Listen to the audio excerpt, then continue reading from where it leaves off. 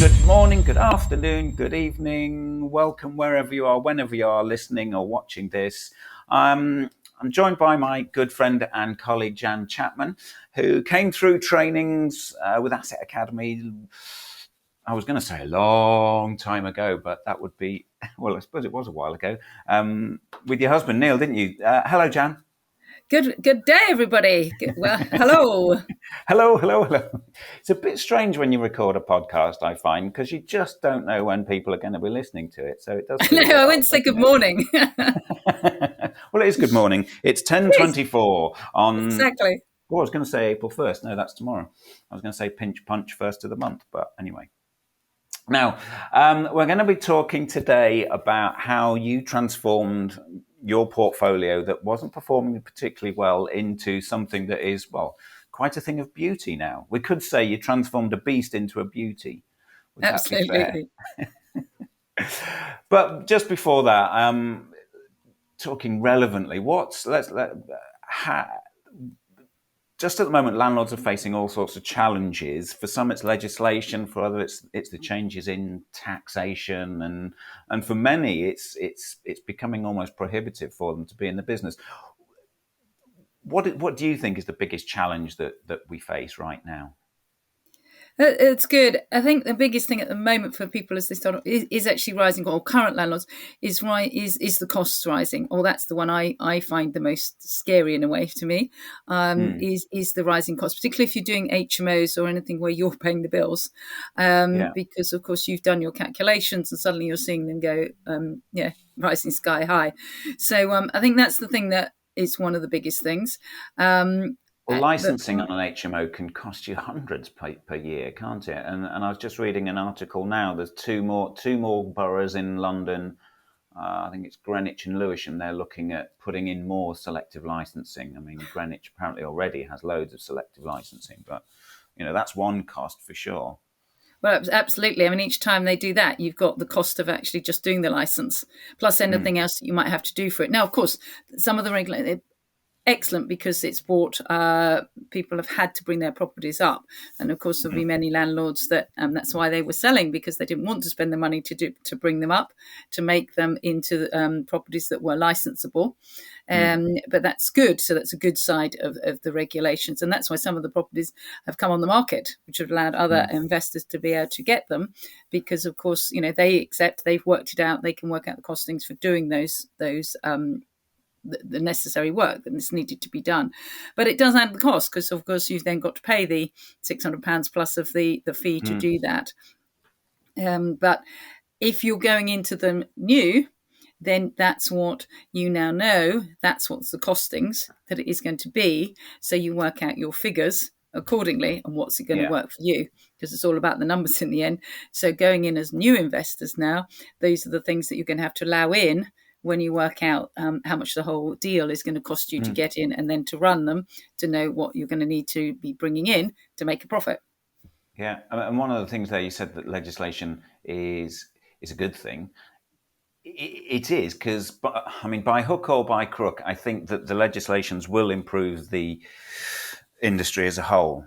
It's a bit cack-handed the way that, the successive governments of the last, Tories have been in 10 years, and they've caused us, created more licensing and more taxation than I think the previous government. But by hook or by crook, and maybe by a bit of a cack-handed way, they are going to professionalise it and get rid of those. Yeah. I won't say the amateurs, because the amateurs make up, that own one or two properties. They make up something like over 2 million properties in the PR in the private rented sector are owned by the amateurs, which is fine so long as they're, complying. But then there's the portfolio landlords, those sort of rogue landlords that, I think we used to call them the Rigsby landlords, didn't we? But, the ones that just don't give a monkeys. And they're the ones that I think will they'll obviously get forced out. And they're the ones that legislation is aimed at. Yeah. To make sure, and we should all abide standards. And most of us landlords, the regulations can be a bore sometimes, or tiresome, because it's more paperwork. It's more paperwork, and none of us really like doing the forms and the paperwork.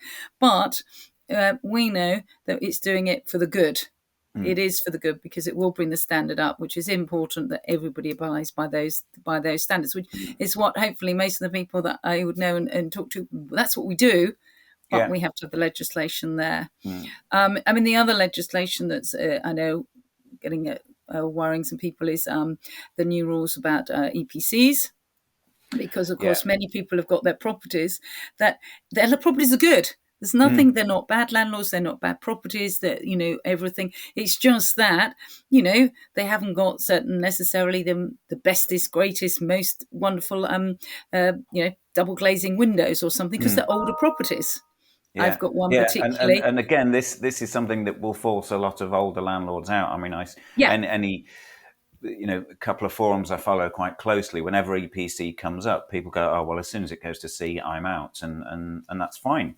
Then the Yeah. newer landlords will come in and take over that and improve the properties. My regular 2 viewers on Instagram will know that I talk about EPC a lot. And there was something I picked up on today that I'll be highlighting on Instagram. But coming back to you, though, let's talk about your background. You and your husband, Neil, you started out in property a while ago. Where were you? What point of your life were you, and what was it that made you get into property in the first place? Well, actually, Neil, my husband, bought his first property at the age of 18, of investment property, not his own property. I think it was Right. 18, 19, something like that. And he had to his dad had to go along to the bank with him and sort of, guarantee the loan. But this was way before the day of, buy-to-let mortgages and things like that. But that was, and then got distracted off into the city, and we didn't do property. And then we actually sold business. We had some money, and so we started buying some property because it was something that Neil had always wanted to do, because he thought the property was good long term. So we had sort of thought, right, this is the thing we're going to do. And so that's sort of how we got into property, but doing that alongside some other things. And but one of the things that then we did, because we had some money, we didn't pay any attention to how we were buying and what we were doing. So was the So intention that's what we to had problem was. was the intention to have sort of property as a sideline as well as running a business then, or Yes, was it well, that it you were was going to eventually migrate into property full time? yes, it was something that Neil had always knew property was good. Property was the long-term thing. There's lots of many other things that are good for making money, but property he knew was the stable. The stability was there and was always going up as well. And so we had sort of, had a property or two, but hadn't done it as a business. Then we were able to then go into it as a business by selling. We had a business that Neil had sold. We had a pot of money, and we were going to be professional property investors. Yippee! So And what type of that's sort of property when it did you went wrong. start with? Okay. Well, what type of property did you go for in the beginning then? We were buying flats, buy to let, Yeah. straightforward, single, not occupancy, single AST Yeah. flats. Flats And or were houses. It just started off as flats. they existing properties or were they off plan? No, they were existing properties. All right. Okay. Existing properties. We were buying in Brighton, down on the south coast, and they were nearly all. Well, actually, they were a mixture of sort of either in converted houses or blocks, but blocks, established blocks. Being built in the Yeah. whenever the Right. '60s or something. Yeah. Yeah. Okay. So established flats.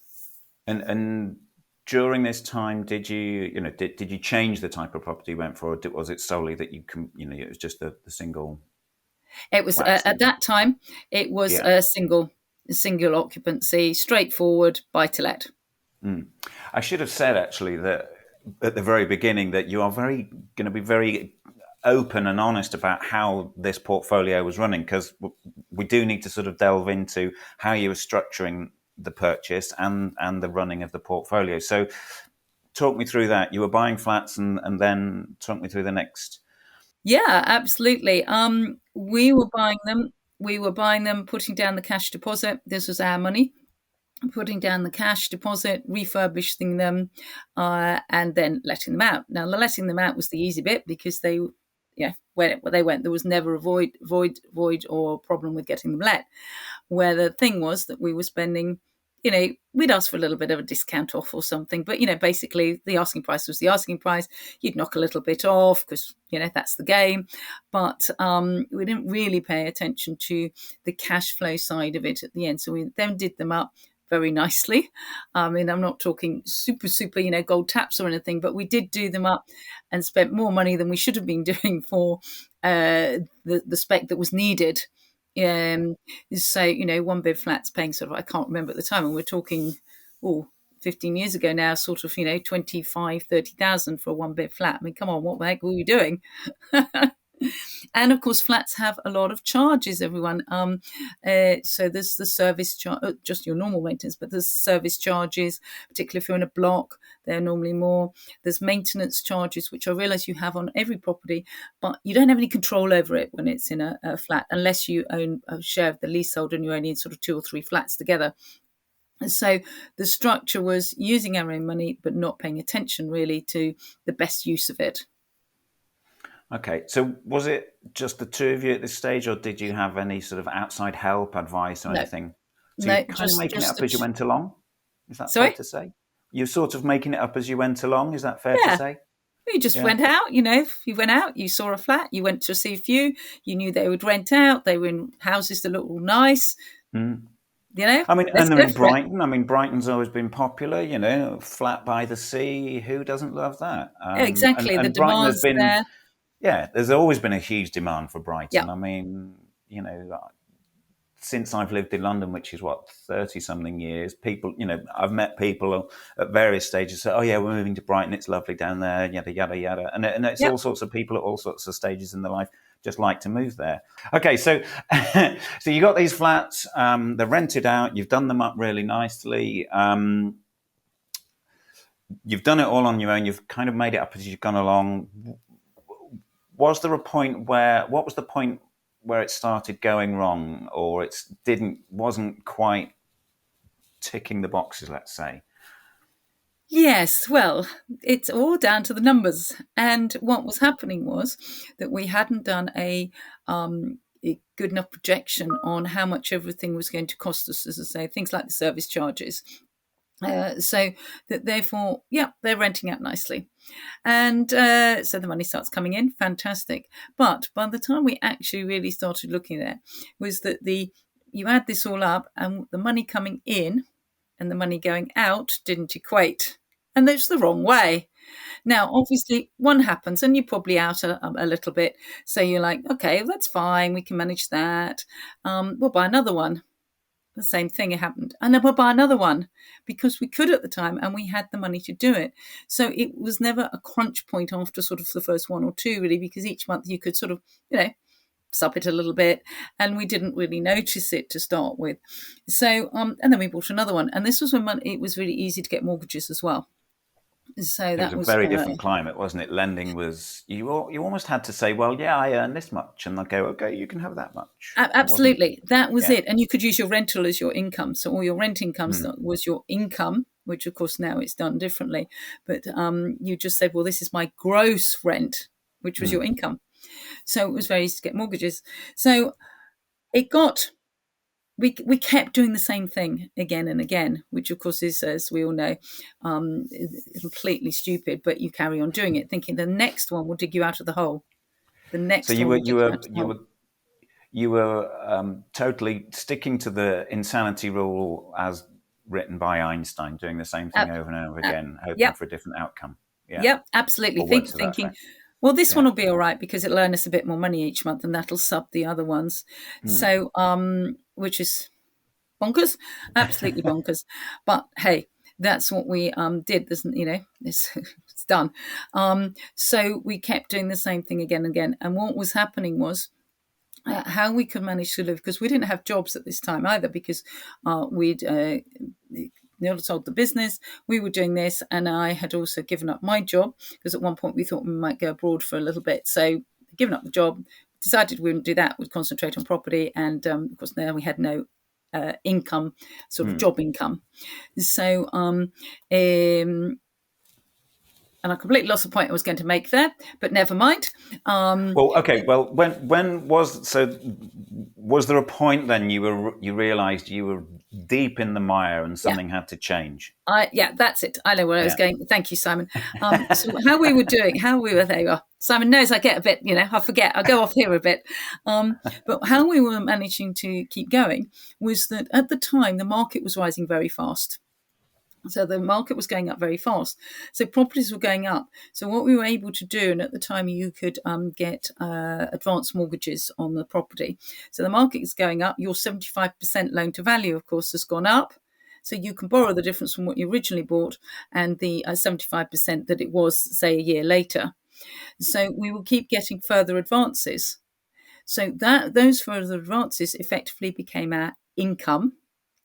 And that's what we then use to live on for another bit longer. But of course, your costs have gone up more. That would have meant your mortgage would have gone up.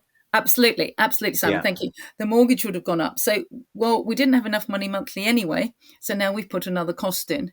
So the further advances is effectively how we were still living, and that paid for our bills. So when we got finally, I mean, Simon's what was obviously we kept doing this. So Simon said, "How do we get to the point where we went? This is ridiculous." We knew it, but sort of hit our heads a bit by constantly doing these sort of stopgap, solutions, borrowing more money. Totally stupid. But it got to the point where when we realised we were just like this, we couldn't go on. We just sort of finally took heads out of sand and went, hang on a minute, we need to have a reality check here. We need to really look at the figures. We need to really look at this. This is crazy. And you got to the point where everything was mortgaged to the hilt. Yeah. What do you do? We had And nowhere else to go. And that's the point where we went, we need help. yes. What were the figures like at that point? I mean, in terms of monthly costs? Well, we were losing 4,000 a month from our properties. Ooh. Wow. And to pay for things and other things, and that's what we needed a month to find. $4,000 a month. I mean, that's what people. Well, that's not even average wage now it's way more per month, is it? Way more, Good absolutely. Lord. Okay. Absolutely. So that's why we kept There you were getting losing advances. £48,000 a year. What were your first steps? What did you do? You took your head out of the sand, did the numbers. Yeah. Tears and tantrums from me. Not Neil, me. So then we thought, what do we do? What do we do? So obviously you could have just sold up. And because there would have been at the time we could have done that, and people said, well, why didn't you? And we're like, well, we didn't really want to sell, so what do we do? And we thought there must be something that some people somewhere, some knowledge, some help, some support, some mentors or something that could tell us what to do, tell us how to get out of it, really. Quick tell us how to do question. it better. If you had sold, would you have covered everything? I mean, would you have come out with cash in your hand? Yeah, no, we would have been able to, because we had the mortgage debt that we obviously gradually were starting not to be able to pay. So we always called up, but we would miss some here and we'd miss some there and have a bit of arrears, and then we'd have to pay a little bit back here and a bit there. So it was just a sort of question of juggling, robbing Peter to pay Paul expression sort of thing. So but if you'd sold the whole portfolio, would you have if we'd sold the covered portfolio, we would your have been debts? able to, we would have paid it off, because there was any arrears weren't huge. You know what I mean? You'd have a bit here and a bit there, and then you pay off a bit. So we would have been able to pay it all off. Yes, so we could have sold. But you didn't, because you wanted to stay in property. We wanted to stay in property. You knew that ultimately it would be absolutely financial security for you if you were able to restructure and get it right. Absolutely. The properties, of course, being on the south coast, we thought if we hold on to them, they will go up. They will go up if we can manage to sort out the cash flow and do something better. The properties themselves were worth holding on to, because, of course, properties were going up. So we wanted to do it. So we would have been able to sell and pay it off, but we knew we wanted to stay in property. We just needed to have people tell us. We need to get people around us. We needed to have education, and we needed to have a structure, a support structure, telling us what to do, basically. And what did you find? And we came across Asset Academy. As a number of years ago now, in former names, and we, funny enough, actually, we were first. Neil did some Google research, and we found a company, and we were going to go to a different set of pre-events, and we just couldn't make the date of a couple of them, and then so we were like, oh. So let's find something else. So we came across the Asset Colour Company and went along to our preview. And funny enough, at the time, the book that had been written that was a book that Neil had bought, like, I don't know, even 20 years before in the States. And we'd just thrown it on the shelf, of course, shelf help. As you can see, lots of books in my house. Most of these have been read, actually. But that, at the time, a property sort of help book hadn't been read and had been put on the shelf. And we were like, well, hang on a minute. This is still being taught. This is the same things that are being taught. So there must be good, solid foundations in the teaching. And so we went along and we went, well, hang on, this is what we need to do. We need to get ourselves educated. We need to have a support team around us of people who've done it, people who've walking the talk, people who've done the training, had mentioned, and have got their portfolios, are building it. They know what to do. They know how to get around the pitfalls. They know they've made some mistakes, yes, but they've learned from it and they could teach us. So that's what we did. We went ahead and had training with the Asset Academy team. So was there anything single, or was it a collection of those things? You talked about the people who have done it, i.e. the expertise, the support, the knowledge was clearly there. Was it a mixture of that, or was there something else as well? Or was there I was going to say, was it it wasn't me, but was it a charming presenter at the front of the room that tipped you over? It wasn't you at the time. I only did 1 week, and that was up north somewhere, and that didn't go very well, but there's a different story. It was when our backs against the wall, yes, so we had to do something. But it was the people, because actually I know if we hadn't have felt the people were genuine, we wouldn't have, you'd have gone along to the first event and gone, yeah, that's fine, we've learnt some, but I'm not wanting to be involved with you guys, say. Whereas with the people we met, the people we met on our 3-day event that we went into, the 3-day training, we knew they were genuine people. They'd been not in our position, but they had been sitting sort of not knowing about property, or maybe one, or not knowing anything. They'd come from all different walks of life, from different situations, some with money, some without money, some with other some with good credit, bad credit, all sorts of things, and they'd made it work. And that's what made us decide to do it, or to go with this training company. Very first things I realised about the people involved is all of those things you just said there, and I can still remember a weekend training I was on where I was sat with there was nearly a dozen people. There was the crew, there was the lead speaker that weekend, there was guest speakers, and I was just looking at them and listening to them, and I thought, wow, this is quite a collective of knowledge here. And they were at different stages, and they had different things going on. Mark was there, for example, and who else was there? Oh, David Harwood, Dr. David Harwood, who then was retired, and now he's actually retired. But yes, exactly.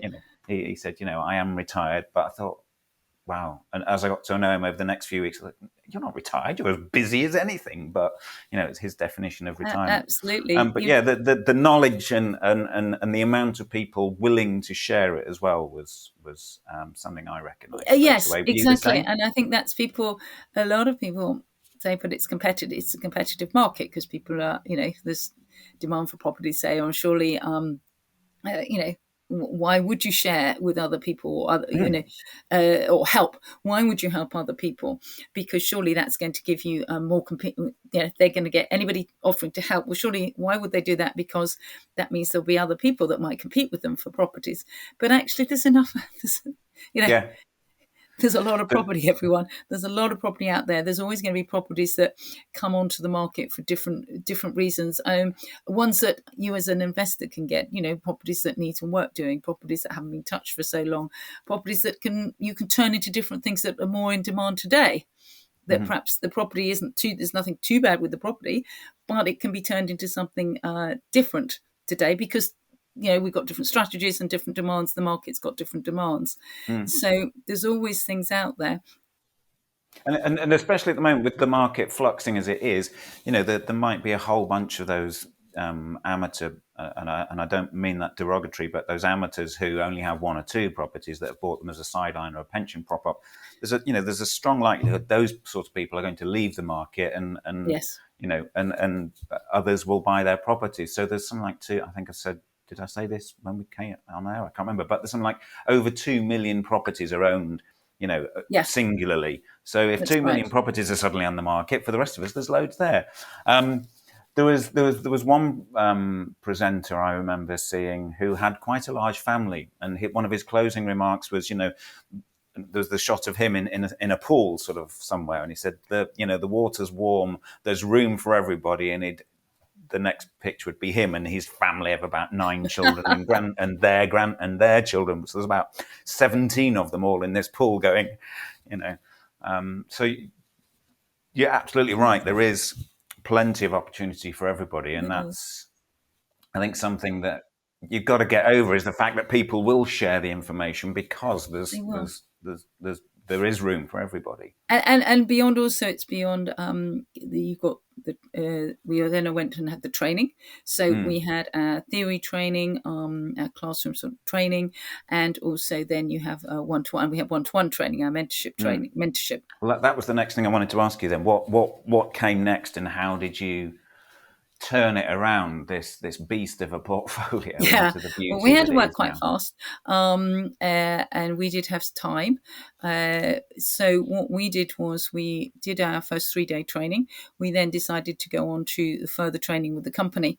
So we then did a lot of. At the time, classroom training, because obviously it was just way before pandemic.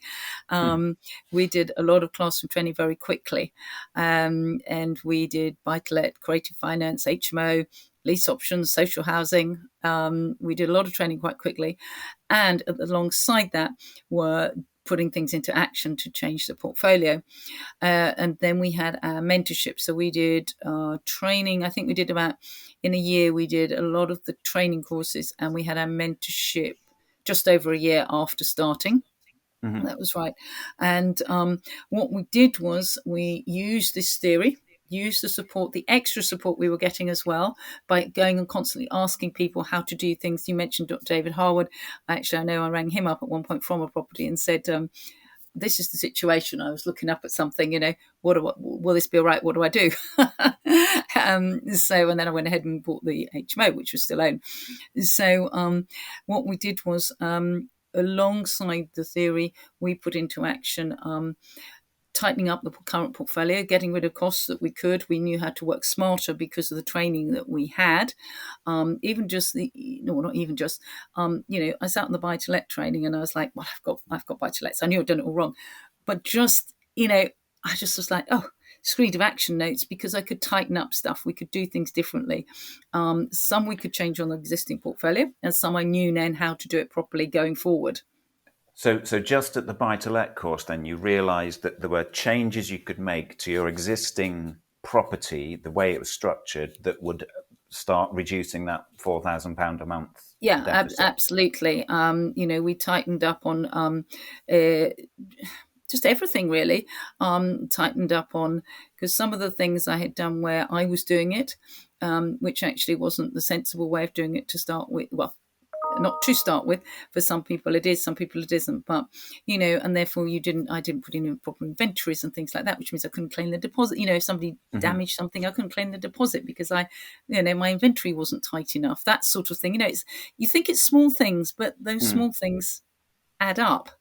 Small things do add up, yeah. As Absolutely. Mark will probably tell you, it's the slight edge principle. It's the slight edge principle. Simon's commenting there on Mark, which you commented earlier, Simon. You said that Mark was Yeah. your first training, and Mark. Well, he's actually the very first podcast in this series is actually with Mark Dalton about goal setting, and we do talk a lot there about the slight edge principle. So if you want to learn a bit more about that, those of you watching, listening, then look up on your podcast provider and go back to the first episode, and it's about goal setting in 2022. But the stuff we talk about there is applicable any time of year. It's not just about goal setting at the beginning of the year. Anyway, there was a shameless plug. At least I'm not advertising beds or mattresses.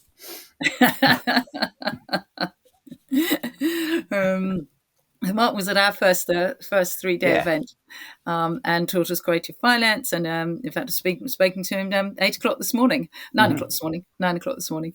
So what we did was Simon was alluded already to. We had the Beast, our existing portfolio, and then obviously we had to look at turning that into the beauty side. But what we did was very quickly in that first year was that we bought cash producing properties. With the knowledge we had, we bought more. We didn't sell the others, but we bought more. So what we did to start with was that obviously we had a negative on one side, and we needed to make that go away. Now, we didn't sell those properties, but what we did was we bought cash producing properties. Those properties were effectively going to shore up this side, if you see what I mean. Yeah. Yes, of course, that, if you look at it as a total, some will go, well, hang on, you've got negative properties, negative cash flow properties. But we decided that was okay for us rather than selling them, because this new lot, would deal with that, ring fence that, and then the next portfolio as such will be the living cash flow. Yeah. So these new ones, there was none of this, drawing down on equity as the market went up and all that sort of stuff that you were doing beforehand. Okay, so you learned from that. That error was pointed out to you and was solved, and So what we did came up was with a solution there. Yeah, so for us, we're based in the south. So for us, it was going up to where the properties were cheaper. Up in the north, the properties were cheaper, so that we didn't have to find so much money to put in. Obviously, we didn't have any money now, so we had to go and find other people's money to put in, and so we could put this money. Buy these properties this way, and of course we made sure that they were cash flowing correctly, and that. Yeah, so that therefore we would have the cash from those ones, the new portfolio as such, to use as our paying for our life, paying for our bills. Just before we get onto the new stuff up north, coming back to this ring fence portfolio that you've got now with the new properties that are shoring up, would you have thought of doing that on your own if you hadn't sought out further advice? No, logically yes, but we wouldn't have done. Does that make sense? Yeah. What I'm trying to get at is under your own steam, would you have solved this problem? No, I don't think we would have done. No, absolutely not. And, it pains me to say it because, I don't think, you'd think we should work that out really, but I think it's, I think this is right, but you can't see the wood for the trees. You're so in it. Yeah. You're so in it and everything's, it's all too much. How do we do this? I've got to pay this. I've got to pay this. I've got to do this. How do I do it? Rather than what it is, we were able to with the support structure we had from the trainers and our mentor. But even as we go going through the courses as well and talk to people like Mark and the other trainers, they helped us step back a little bit. They helped us to say, okay, you're in a bit of a hole here, but this is how you could now do it. So yes, certainly, I don't know what would have happened actually. Probably we'd have ended up getting to the point where we weren't able to keep up, and the arrears would have got too much, where they started foreclosing. Would have had to sell, and then we would have started selling, obviously before we got to that point. But then I don't think that's an uncommon scenario. I think over the years, I think both of us have met people in similar scenarios, and whenever I've come across a scenario like that, so right, let me introduce you to Jan because she can really put that into perspective for you. So, Exactly. And sorry, go on. I was just going to say, so heading north, then you started building the new portfolio that would be We your did. new income stream. We did, and Did we that portfolio, did it sort of alter? Was it a different type of strategy? Were you doing, uh, rather than the flats, were you now looking at something different? yeah, I didn't like flats. I just decided, to me, flats. Now, I know many people who do, and I know, again, it's still the numbers. If it's the right strategy, then flats are great because you're allowing for these costs, which we weren't allowing for. But obviously, I've got still, sometimes you have a bit of baggage that you have to go, okay, well, for me, they're not what we were looking for.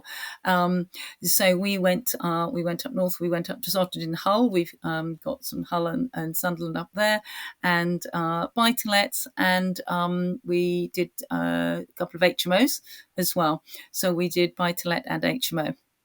And also social housing where we were buying them. I didn't start off with some of them being social housing, but then that's what I went into as well down in Brighton, because I like the guaranteed rent, because you've got the lease with them, with your councils or housing associations for whatever it is. It might be 2 years, it might be 10 years in some cases, and then it's fixed. You know what your mortgage is, what your outgoings are, and you know what the income is, and it's going to be paid. No chasing, tenants for payment. The council or the housing association is going to pay you. But mainly, we started off with buy-to-lets, single ASTs, and some HMOs. And throughout all of this, this was sort of after you'd done your courses and things, but you still had lots of support and guidance from the coaching team, from individual, Absolutely. and I mentioned that David, where I rang up this HMO, but we're always going back, saying, what do we do here? What do we do there? How do I do this? And when I was in the classes again, it would be like, sort of, what do I do? How do I do this? You've got to go always, whenever you're around other experts, go and ask them questions. One of the things I used to find scary was I didn't really know what to ask to start with, to actually doing stuff. But actually, you just go and say hello, get them talking, and then go and ask questions, because people do like that help. And it was also the confidence, because it gives you the confidence to be around people doing it. Whereas before we didn't talk to anybody doing property. We just did it. And we didn't think to go and find other like-minded people. Whereas now, I can always go, or just listening sometimes, listening to what other people are doing in a group. What are they doing? How are they doing as soon it? as you are in that environment, you might not have a question immediately, and it might come to you. But I often come across people who are afraid of asking a question because they might sound a bit stupid. And this actually came up last night in something I was involved in last night, that we all agreed that the stupid question is the question that you don't ask. And So there's asking probably at questions, least a few other people wanting to ask that exactly, question. especially if it's a classroom situation. That came up last night. And you know what? Going back to that very first or that second or that realization of mine when I was sat there when I first met Mark Dalton, and he said to me privately a bit later on that same evening, he said, "Look, if you want to progress, you've just got to ask." He's from the north. Got to ask. Ask. And Absolutely, you've got to ask. he and all the other people involved in Asset Academy at the right now, they will be readily answering questions. I mean, in all sorts of different forums. I mean, our Facebook forum, for example, for our advanced students, there's questions coming through all the time, and there's always a myriad of individuals will come back with different responses. I learn all the time still from the Facebook questions, Simon. Yeah. I've been now around in the property business and with the company, and yet the questions that are coming up on the Facebook group, I'm like, oh, I'm going to follow that one because, that's a new thing. I don't know about that. Yeah. So I'm learning. You're always learning, even if it's something that I might not be doing myself now, if it's not something, it's not my strategy, or it's not something I've had experience of, because sometimes it's like, what will happen if, or what do I do in this situation? But it's always then something that you store away, isn't it, at the back of your mind, and can go, if that happens to me, if I'm in that situation, or hang on a minute, that's the person I should ring because they've already done it. So, and both that's from trainers and from other students. So we just coming back to the new portfolio. Then that sort of over. How long did it take? Was it a number of months, years, or Yes, from? I always find giving that answer difficult because actually I forget time periods. Everyone I do, somebody says to me, "How long ago did something happen?" And I'll go 5 years. They go, "Jan, that was 15." I was like, "Oh, okay, okay." Yeah, I know. So I'm the I same. really don't. But and of course for My us it 40th birthday involves was only 3 years ago. yeah. I've had my 50th since then, so yeah, it definitely wasn't Yes, I three know years when ago. your birthdays were, or your big birthdays. But we got out of the hole we were in. This is the way I always look at it. We got out of the hole we were in that took us about it wasn't quite 13 months actually. I'd say about 18 months to get out of the hole. Now remember, we had a huge hole to get out of, and we had to live during that time as well. So we got out of the hole in about 18 months, and we got to where we felt. One always wants more. I realised that, but we got to where we were more comfortable. If that, we knew we could pay bills, we could do things. Yeah, we're not talking about first class holidays around the world yet, but or at that point, and that took us about 2 to 2.5 years. Right. Okay. So Yeah. you covered the necessities of life and some of your life and your lifestyle that meant you weren't constantly Yeah. wondering which property have we got to remortgage now Yeah, and and which which mortgage to pay. At which one point, arrears have it was getting to arrears have which we got to mortgage you catch up? pay, Yeah. or you've Yeah. got a credit card, and well, hang on, we can put it on that because that doesn't have to be paid for however long. You can put that on there, and which mortgage are we paying? Well, we don't have to pay that one yet because that one's not. One's at the first of the month and one's on the 24th of the month or something like that. So you got to the point where everything can be go out and in. It comes in, goes out, comes in, goes out of the bank. But obviously you've got to watch it because tenants might not pay, etc. But you knew you were in a position where you weren't thinking we can't even pay the mortgages. So But ultimately, yeah, the books it were took us. balancing. Sorry. Ultimately, the books were balancing. The books were Yeah. balancing, yes. Yeah. And could we have done it? Would we have done it on our own? We wouldn't have gone off. We wouldn't. Well, one, we would have gone off. I mean, yes, we could have just sold the portfolio, paid everything off. May have had a little bit at the end of that, or may have had a little bit of debt, but that would have been small. That wouldn't have been too drastic. Or got to the point where we still had the properties, and because we do still own most of them, not all of them, that we had them, but we sold some for totally different reasons. So we still have the properties, and we then could go on keep those and go on to support our life. I mean, just coming on to Asset Academy as we are now. I mean, this isn't supposed to be a plug, but I mean, there will be people by now who perhaps listen to this and kind of resonated, gone, "But crikey, we're in a similar situation. We need help as well." I mean, one hopes that this podcast will serve as some sort of education and help. We do have a structure of training and coaching available now. If you're watching this, we're going to have a link in the comments below on YouTube. But if you do want more information, then definitely have a look at assetacademy.co.uk and you can see other stories there. We've got other testimonials on the website as well of what others have achieved.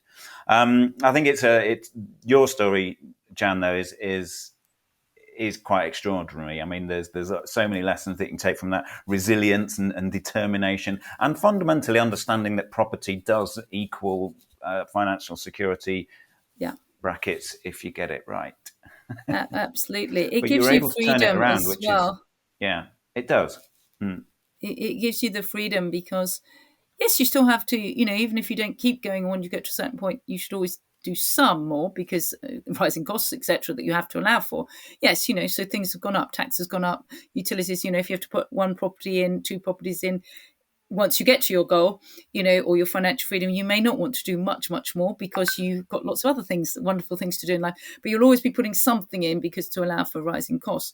But once you get to that, it does give you the freedom to decide. This week, and I don't want to be maudlin, but this week I spent. I came home. I was at my mum and dad's Monday, Tuesday. My parents are now 90, 91. They are in their own home, but things are getting on, harder. And but I could be there, and now once every 2 weeks at least, I'm there for a good few days. Yes, I can carry on doing things. I do some stuff for us Academy. I do some stuff for my own business, but I can do that, some phone calls or some quick whatevers, then go and be with them. So yes, it's you can do the fun things in life, of course. You can go and do those things as well, but it gives you the freedom to be able to do some other things that if you had a job would be a bit difficult to just say, well, I'm just going to spend 2 days with my parents. Now, yeah, we want to take holidays, but actually you can't just, I could do 2 days here, 1 day there, 3 days there without having to ask anyone. Yeah. That's great, isn't it? You don't have to put in holiday requests. Don't have to put in holiday requests. Yeah. No, and I wouldn't have been able to do that without having done the training and got the help and support from the Asset Academy team.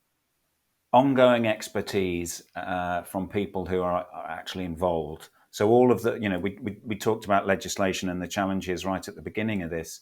All of those challenges that landlords are facing now, we're able, the people that are involved in it, who are working around it, are the people that you should be, rubbing shoulders with and getting to know. And you ask them what their take is on it. It's all right. We read the stuff. Yeah, you can read the stuff on the all the various sites. You can read legislation. You can read this. The government website's really good and it explains things clearly.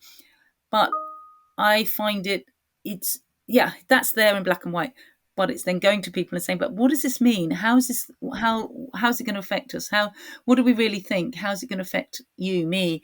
What can we do about it if we need to? Or, and that's the thing, isn't it, as well, which I do with all the people in the group as well. Yeah. Be close to a big group of people who are all involved. There's the secret. Yeah, absolutely. Well, again, Jan, brilliant story, very inspirational for many, many people. I'm sure, I think I've learned a few bits about. I've known this story for a long time, but there's a few bits you've shared today, and I thank you for your honesty as well. You're welcome. Some people would sort of would not want to talk about the dark, murky past and having this dreadful sort of investment history. But you turned it around, and I think there's this. I know there is so much that to be learned from it. So thank you again. You're welcome. So you can see there's loads more to learn about property investing, and guess what? These videos, they're all ready for you to learn even more. So click either one of these right now, and you can get some more information on how to grow your portfolio. Click the video. That one. Either one. Go on.